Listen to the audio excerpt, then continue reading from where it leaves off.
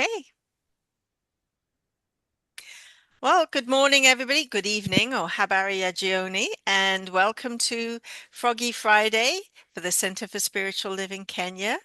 And I know people are going to be popping in as we move along, but today we are blessed with the presence of Reverend Claire Summerhill, who's going to be talking to us about I'm choosing heaven today. So I am intrigued. I know the song. It's a beautiful song. And I recommend then that we go straight into meditation. And we have our wonderful practitioner and ministerial student, Paul, who is going to be leading us in meditation and then in spiritual mind treatment. Rehema, good morning, or habari agioni. Glad to see you. Hi, good And to see I'll you. pass this over to you, Paul. Thank you.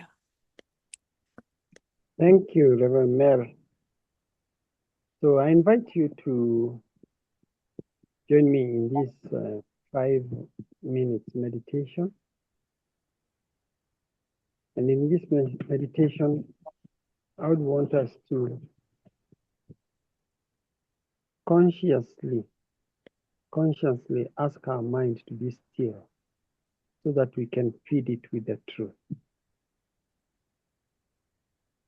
So breathe in, that's in preparation, just breathe in, taking a deep breath in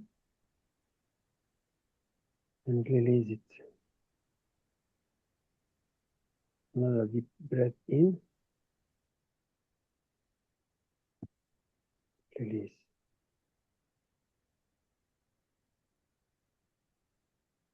As we calm our senses, as we calm our mind,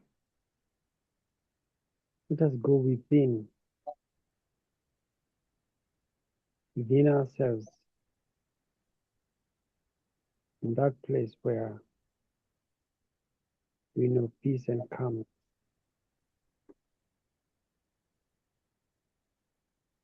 And in this moment, let us know and remind ourselves, because sometimes we forget that we are expressions of God. Not yesterday, not when we were born, but right here and right now. God is expressing itself,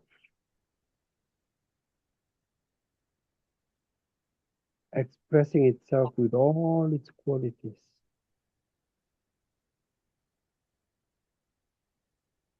Peace, calmness, power, right here and right now. The perfection of God is expressing itself as us, through us, and as us.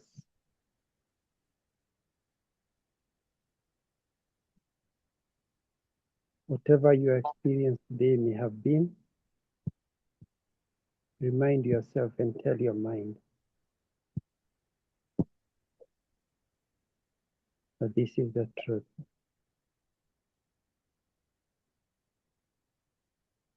We are expressing God right here and right now. Perfect, whole, and complete. This is the place where God is showing up. Let's take a few minutes to just tell ourselves this truth, remind ourselves this truth. We are expressing God right here and right now. Perfect, whole, and complete.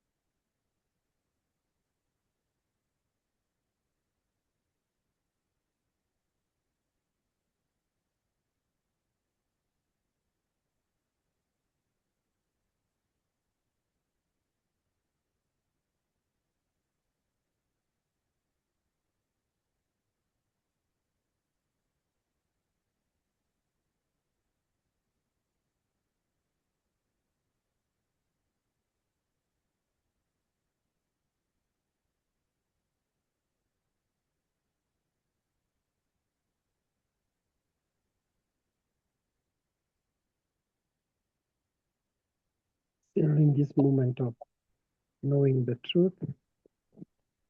I also invite you to rejoice and celebrate with me as I remember and as I know that God is all that there is in this entire world. God is all that expresses itself in different forms, in different movements, in different cultures, and in different ways. I am an expression of this one. I'm an expression of this God. And so too is each and every one of us in this Holy Friday moment. We are expressing God right where we are in our different locations, in our different experiences. And as I recall the perfection of God, I know that this Holy Friday is unfolding perfectly, as is the nature of God. Everyone who needs to be here is right here and right now, because that's the design of the divine. I know the internet is facilitating this service, this gathering, this celebration of the one.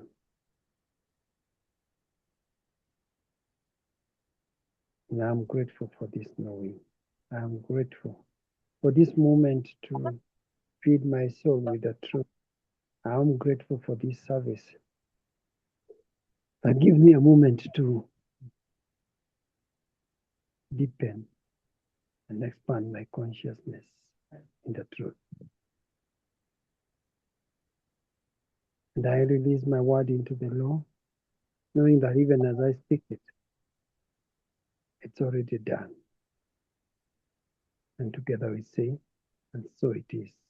And so it is. Awesome.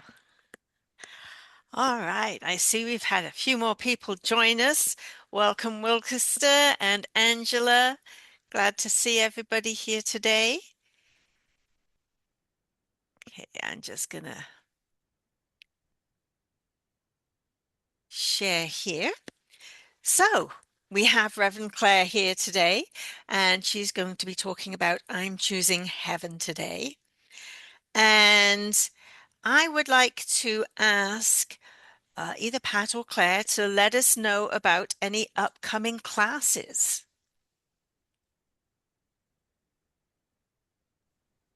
Well, we are just in the process of getting ready to offer up a course that really it talks about like the sort of a little bit of the history of science of mind, the history of New Thought, and kind of how science of mind ended up coming together. And it's called Ancient Wisdom. This will be a 6-week class offered on Thursdays.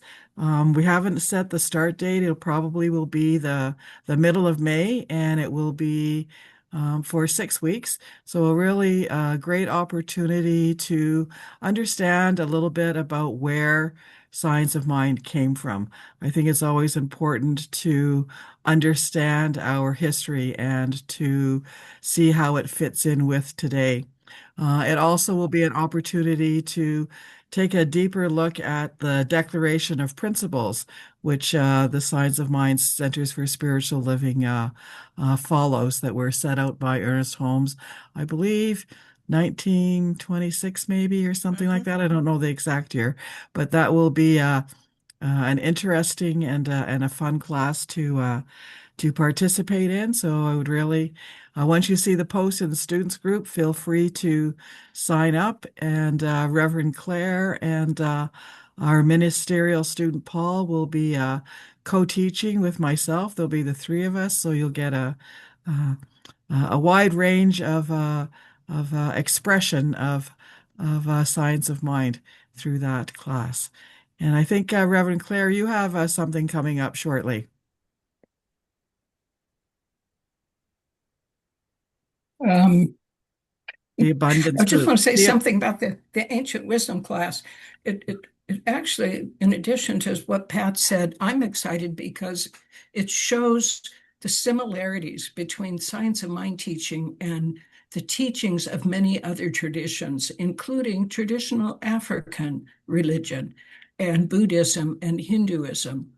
And the idea that there's really one truth and one story, and it showed up in all these different places. And Ernest Holmes studied all of this.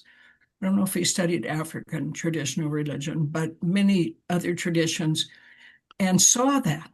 He called it the golden thread. It's always the truth.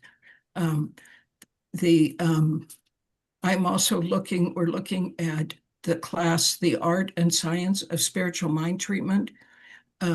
This is a wonderful class. Both of these classes, Ancient Wisdom and Spiritual Mind Treatment class, are prerequisites for those who want to start in the fall a year-long program called Advanced Consciousness Studies, which is basically the final prerequisite to start practitioner studies.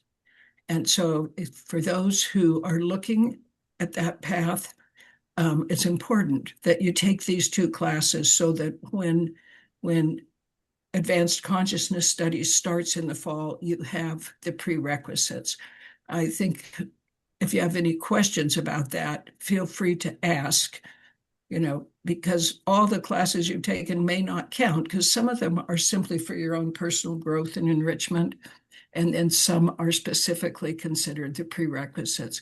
And if you have any questions as to where you are on that path, feel free to reach out to Pat or myself. Thank you. Thank you. And I see we have a few more people. Welcome, Myrna, and welcome, Lady T. Glad to see you here today. And now we, Reverend Claire, would you like to mention the Prosperity is My Birthright group that's coming up? oh, good idea. Oh, okay. I didn't know what she said. Yes, we're starting based on the input from our prosperity class. We're going to start a drop-in, open, anyone's welcome, ongoing prosperity discussion group. And it's going to be on the third Friday of Yes. each month, on a day that we don't have Froggy Friday. And this is going to be a place where I will have a brief reminder or perhaps a practice, and then just a chance to support each other. We found in our class that it's so helpful to share our challenges and our successes, and to support each other in creating abundance and prosperity in our lives. So the first one will be in May, The and 15th. May 15th, and invite you all. It'll be posted, and it's not a class, there's no reading or assignments, and it's simply an ongoing class discussion that anyone's welcome to attend. And I'm looking forward to it because I love the connection. When we can support each other, we're not here alone. And it helps to hear what other people are doing and what they're learning to support us on our path. Well, thank you. That's wonderful. And that sounds exciting. I'm always about abundance. I think that's a great idea. Okay, so now we are going to move on to our song. Okay, now I am not Barb, but I will lead us in this song. Feel free to unmute and join along if you wish. We are one people, one strong heartbeat, just one spirit shining bright within us all. We are part of one another, born to love each other. When it's all said and done, we are one. We are one people, one strong heartbeat, just Just one one spirit spirit shining shine bright bright within within us us all. all. We We are are part of part of one one, another, born to love born to each love each other. other When when it's it's all said and done, said we and are done. one. When it's all said and Said done, and done. we are one.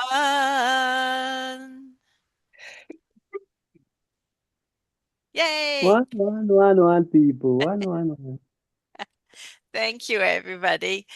And now we have the pleasure of Reverend Claire sharing her thinking around I'm choosing heaven today. And I am looking forward to her wise words. So, share of hands, welcome, Reverend Claire. Yay! Over to you. Thank you. Thank you, Reverend Melody. And thank you, Paul, um, for that beautiful treatment, reminding us that we are perfect, whole, and complete right now. And it fits so perfectly with what I want to talk about today. I'm choosing heaven today. Some of us have this idea that heaven is someplace else, someplace we're trying to get, something maybe we're trying to earn as a reward for good behavior, a place where when we get there, we won't have any problems. And that's not how it works. The fact is, we choose to experience heaven. It's our choice. And we experience heaven to the degree that we're conscious of it. But the question always comes, so how do I do that?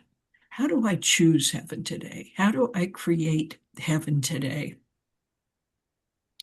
Been thinking about this, and the thought came to me is, what if the steps of spiritual mind treatment, which I think we all know and have learned, aren't just a way to pray and to affirm, but are actually a description of how life works? Spiritual mind treatment isn't something we do occasionally, like we say, oh, now I need to do a treatment. What if it's something we're actually doing all the time, whether we realize it or not? What if our lives themselves are actually our greatest creative act, choosing what we choose? So, the 5 steps that Ernest Holmes taught as a way to make things happen. And of course, we say over and over again, it's not that this is the right way to pray or that other ways of praying aren't the right way, but Ernest Holmes simply said, I found this works. And as we strive to create lives that matter, lives of meaning and passion and joy, and as always with Ernest Holmes, it was just an invitation. Try this. So let's look at these steps. I really need to know what time Sunday, Levi And is. Pat, you're not muted. Thank you. Um, as we look at these steps, let's look at how this is a way to choose heaven. This is an ongoing way to live our lives, not something that we sit down to do separate from that. So as I think of the steps, this is how I like to think of them. That the very first thing is to notice what's around us. We live in an amazing world of miracles, and we take it for granted. I was trying to share with my little grandson once to me about the miracle of a seed. How could that little tiny seed have everything in it to grow into not only a sprout and a tree, but an orchard? That little seed had an orchard inside it. And I was telling him, that's how I think about God. That energy, what is that? And in his very matter of fact, 7-year-old way, he said to me, Grandma, that's not God. That's just what seeds do. Now, it's a wonderful thing because on the one hand, we take these miracles for granted. You know, you get a scratch on your skin and your body knows exactly how to heal it. Something foreign comes into our bodies, our immune system revs up. We don't know how that works. We don't know how any of it works. The amazing cycles of life. So when we become aware of that, when we don't say, oh, that's just what seeds do, and instead say, oh my gosh, that's a miracle. What if I'm a seed with an orchard inside of me? What would that look like? What would it feel like for me to break open and experience that? So this might be in mindfulness, this might be in awareness, but simply to focus. Paul did that so beautifully in his opening treatment, to simply notice what's going on around us. Many of you have heard me say that I believe the universe is trying so hard to communicate with us all the time. And we're kind of oblivious. We're just walking around in a haze, going, oh, that's just the way things are, instead of seeing the miracles in every single thing that happens. So that's the first thing that I see in spiritual mind treatment. We think of remembering that God is all there is, which the way I like to say that is I'm simply noticing what's around me. There is nothing but God. The amazing things we see in nature, the amazing faces of other people. Notice the beauty and the perfection, the wholeness in every person. And as we see that, we see miracles, we see the possibility, we see infinity like opening up. So if we want to make our lives a spiritual mind treatment, the first thing is to notice, to be awake, to pay attention, to see God showing up in everything around us, sending us lessons of how things work, amazing things that we don't need to understand, don't need to know how all that information could be in that tiny seed. And then the next step, which we sometimes call unification, is simply to let ourselves be aware of that oneness. That's all there is. In this one, it's not just that we notice that amazing and wonderful and miraculous things are happening all around us all the time, but that this same energy, this same intelligence that's growing the trees and spinning the galaxies is life itself, and that we are one with that. We're part of that. There's no separation.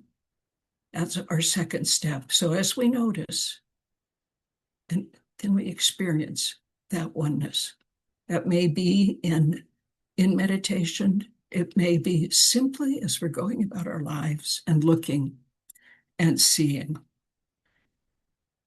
Too many of us, I think, and I've been there too, sort of see ourselves as observers of life. Like we're looking at it and we're saying, oh, look at that, look at that. And as we know that oneness, no, we're participants. Too many of us are like people in the stands, like cheering on the team and telling them what they ought to do. And instead of being on the field, being on the court, being ready to fall down even and be injured. So that's the oneness. And then the third step is where we see. This is where we see what's possible, where we know what's possible, where we accept what's available to us. There's a story that's told in Western Africa of a village that was experiencing a severe drought. The There wasn't hardly enough water to drink. The streams had dried up. The crops were wilting, hard to cook because they just didn't even have enough water. And so the people began to pray, please send us water, to the God they knew. We need rain. Please send us rain. We need rain. But there was one old widow in the village who people didn't think much of. She was slow and didn't really seem to be understanding what was going on or able to. She didn't join in the prayers. Instead, she got out all of her calabash bowls. Calabash is a gourd that is used to, because it's very solid. And after the middle part is carved out, it makes wonderful bowls. They can be decorated and so on. And she had a lot, and she set them all out in front of her house. And the people said, what are you doing that for? What are you doing? Come and pray with us. Well, guess what? The rains came. The other people had some water to drink. Their crops were temporarily revived. But she had enough to drink, to water her plants, to cook, to share. And this is how life is. Rain falls everywhere. We get to decide how much of it we receive. We get to decide. She decided this is how much I'm willing to receive. We have a similar story in the Old Testament of a widow whose sons were going to be taken by her creditors as slaves to pay the debts that she owed. And she was desperate. And the prophet Elisha came to visit her, and she asked him what to do. And he said, I want you to go around to all your neighbors and gather up as many empty jars as you can. And so she did that. She and her sons went, they went to their neighbors, they gathered all the empty jars, and she brought them back. And Elisha said, now, what do you already have? And she said, well, all I've got is this one little jar with a little bit of oil left in it. That's all I have. And when it's gone, I won't have anything. And Elisha said, use your jar to start filling the jars that you've brought. And so, of course, she and her sons did that and began pouring out of their little jar. And the oil kept coming and coming and coming until the last jar was filled. And then it stopped. So it's very similar to the African story that we get to say, and they said interesting, Edwin Gaines that wrote the book we just finished a class on, suggested that these jars are our intentions, our goals, what we tell the universe we want. Infinite God stuff can take any shape it wants. It's not limited. It can take absolutely any shape. But if we don't tell it, I want it to take this shape. A new home, a new job, abundance, increased peace between myself and my brother that I'm estranged with. That's what those jars are. But it's the same thing that we're not telling the universe what to do, but we're giving way to what's ready to express so it knows the shape to take. We sometimes are stuck in a place of there's not enough. There's not enough money, I don't have enough energy, I don't have enough love in my life. And instead of asking that, we can encourage you to look at yourself and think, what jars am I setting out? waiting for the universe to fill? Am I the one that's bemoaning the drought and praying helplessly to some power outside of myself to save it? Or am I setting out my bowls so that when the water comes, my bowls are full? Again, this is a lifelong practice of living in this space of knowing, focusing. It's not something we do one time or twice and then say, okay, I prayed for that. It's a way of thinking about things.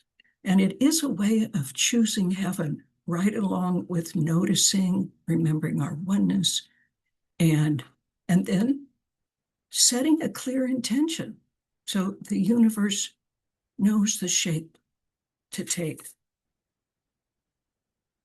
Now, the fourth step of spiritual mind treatment is gratitude.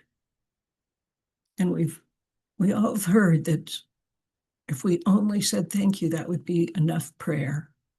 And in science of mind, our idea of gratitude is quite different. It's not like we wait until something's happened and then we say thank you. We say thank you for knowing the good is coming, that it's on its way. Gratitude isn't politeness, it's alignment. It's us being in alignment with what we know is true. And what we know is true is that there's only good, there's only love, and that's what's coming. The moment we can say, this is already mine, this is already so, we've received it. And again, we can live in a space of gratitude. Something we have to sit down and say, well, I'm going to keep a gratitude journal and I'm going to write down 3 things I'm grateful for. That's a wonderful practice. But what if everywhere we look and the first thought that comes to mind when something happens is gratitude, even if we maybe can't see the good in it yet, but knowing the good is there. And then, of course, the last step we call release, letting go. This is also a lifetime practice.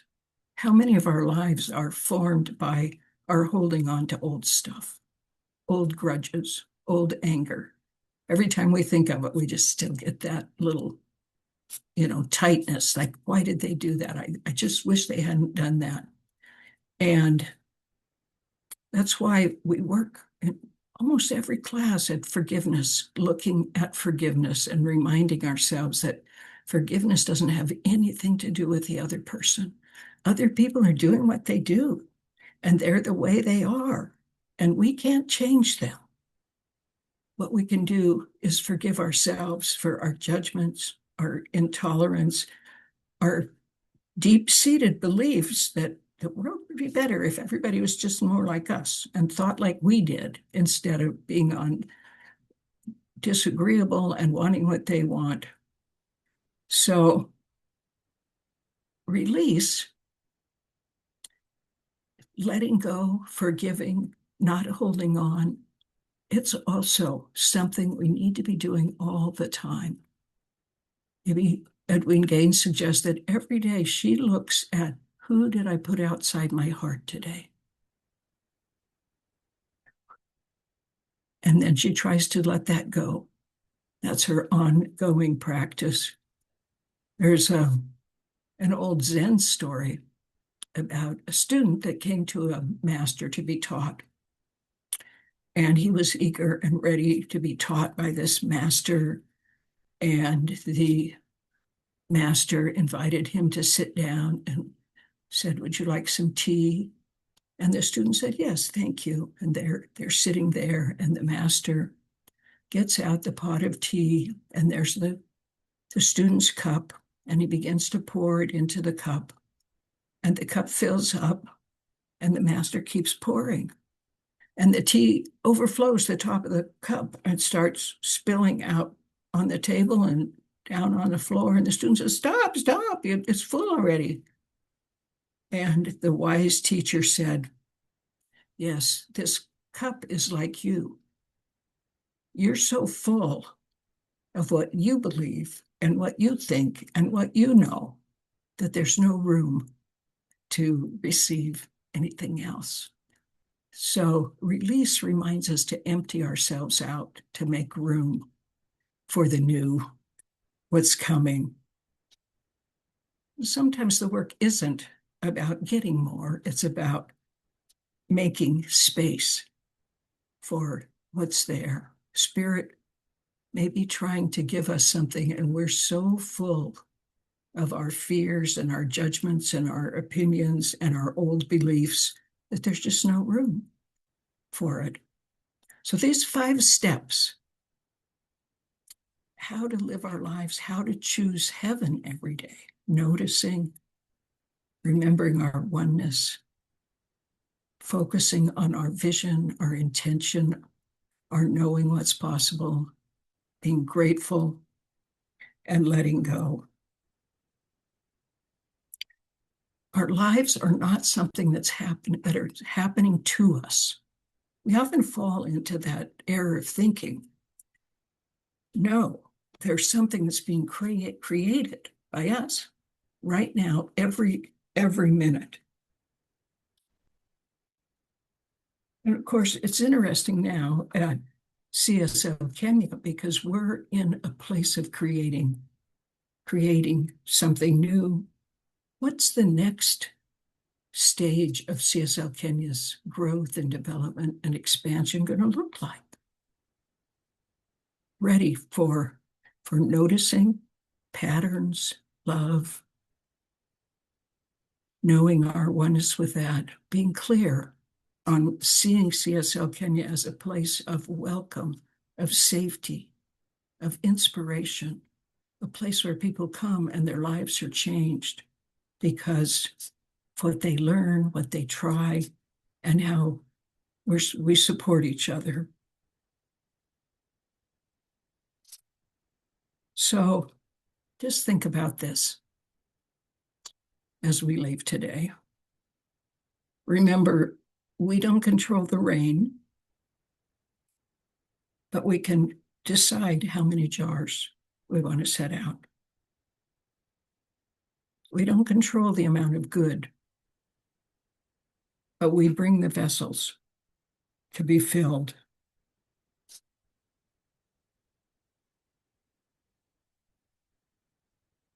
So this is what we're all doing, creating heaven right now and knowing with confidence that whatever happens, I mean, the fact is we choose heaven and then we get kicked out of it. Things happen. Hurricanes, storms, losses, betrayals, and we don't feel like we're in heaven, but we can choose.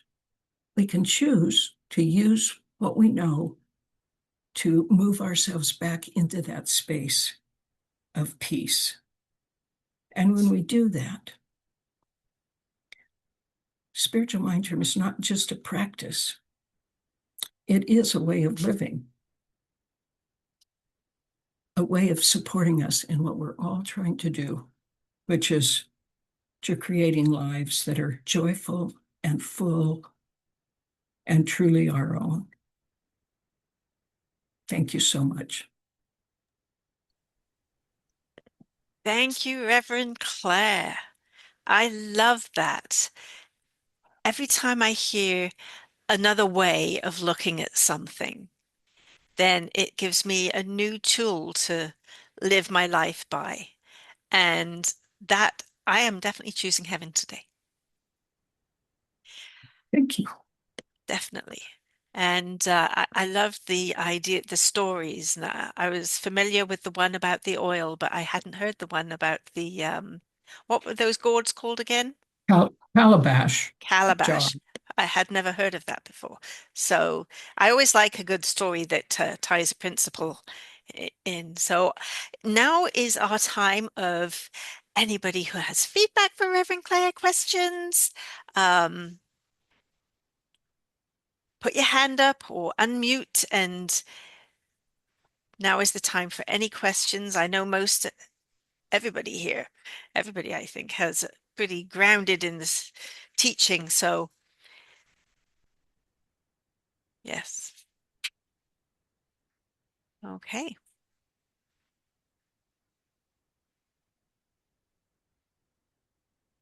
I really want to thank you for that beautiful talk and appreciate it. Thank you. Thank you for giving me the opportunity. I love to talk. Uh, I always remember because you did that talk at the conference with the, was that you in I think 2020? so. That wasn't you? No, no, that wasn't me. Ah, okay. I was in with the kids. Oh, okay. All right. Well, there you go. Now I get to hear you talk, and I really appreciate that. And I don't know if everybody knows, but there is a song, I'm choosing heaven today. Do they have it on YouTube, Reverend Claire? Probably. Maybe we should Yeah, I'll find it. Maybe we can post it because I do love post a that. link to it because it's a lovely song. So we should pull that up. Now, before we go to any other business, any treatments needed or anything like that in our closing prayer, I want to let you know that next week it is I'm scheduled to do the speaking. I am not sure who is going to be presiding, if I will also be doing that as well. That is to be seen. But I will be doing a talk the next Froggy Friday, and that will be on May 8th. And I do not have a title yet. I will let you know when I do. So stay tuned to this channel, or WhatsApp anyway, and we'll keep you posted on that. And I want to thank everybody for being here today. It's lovely to see your names on the squares. And I don't always get to see your faces, but I get to see the names on the squares. And so appreciate you being here and being uplifted by Reverend Claire's inspirational talk. Now, before we have Rehema do the closing treatments, if anybody needs to meet with a practitioner, please raise your hand or put a note in the chat so Pat can create a room if necessary. I'll give you a moment just in case anybody has that need or desire. And just a reminder, treatment doesn't always have to be to solve problems. As Reverend Claire says, it's a way of living. So if you're having a great time, you can always ask for treatment to continue on having a great time. I posted I'm choosing a heaven today in the student group and Awesome. also in the practitioner core. So you can listen to it. Or if you wanted to Thank you. hear it now, it's 3 minutes and 33 seconds. Okay. We're getting close to the hour, so maybe if people go on to YouTube to listen to it, I think that would be best. And I would now like to ask, well, first of all, thank you, Pat. Appreciate that. And Rehema, I have you scheduled to do the closing treatment, so I would invite you to unmute and close us out. All right. Thank you, Reverend Melody. Really appreciate it. Thank you, Reverend Claire, for that wonderful talk. And now I will do a benediction. And as we breathe in, join me as we give thanks for the presence of God that we've experienced in this Froggy Friday today, and the oneness that is within all of us, our ministers that are present, each and every one of us in the little small boxes. We are giving thanks because that is God expressing itself, even expressing itself as the message that we've received from Reverend Claire on choosing heaven, expressing itself as even those that are with us in spirit, even if not physically. And until we meet again, I am knowing that we are going out there and choosing heaven. I'm knowing that we are living, breathing, and being that expression of God that is love, that is connection, that is embracing heaven in our little small ways. And I know that in our daily lives, we'll continue to express all that God has put in us, in our interactions, in our actions, in our thoughts. God is going to be all that we are. I am grateful for this now and forevermore. And so it is. And So so it it is. is. Thank you, Emma. All right. What a beautiful Froggy Friday. Thank you, everybody, for being here. And as I said, May 8th is the next one. And we will be sharing this recording online once it's available and I get to that. So I appreciate you all being here. Have a blessed weekend, and we will see you next time. Kwaheri. Bye bye. Have a good day. Bye-bye. Bye. Bye. And Bye. good night to the rest. Good night.